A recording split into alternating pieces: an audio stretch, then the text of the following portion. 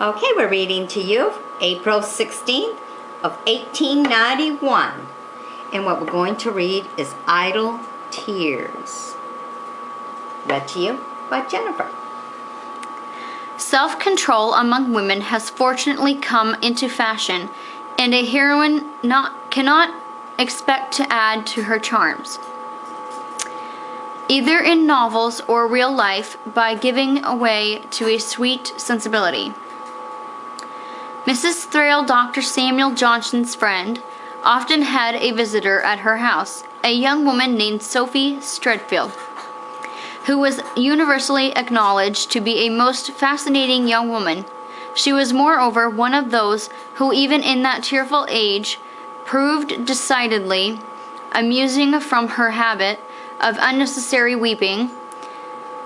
One day Mrs. Thrale promised Fanny Burney, who had never witnessed the phenomenon, that she should see Miss Stredfield cry.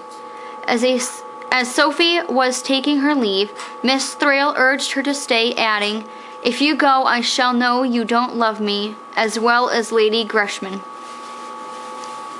Then indeed the tears came into Miss Stredfield's eyes and rolled down her pretty cheeks. "Come here, Miss Burney," called Miss Thrale in triumph. "Come and see Miss Stredfield cry." The young lady did not seem to be in the least offended by this, but gently wiped her eyes and became composed again.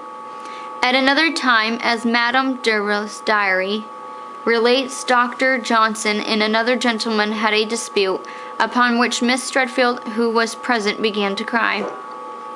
"Well," said bystander, "I have heard her so much of those tears that I would have given the universe to have a sight of them."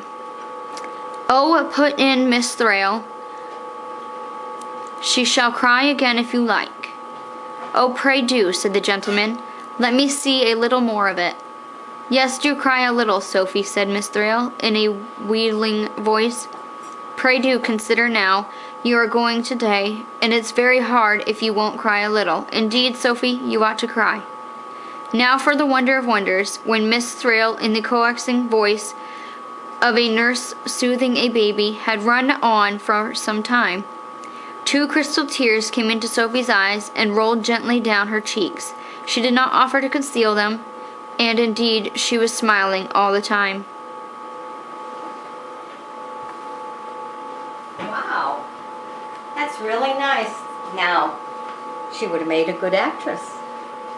Is that the beginning of actresses in the movies? Makes you wonder, don't it?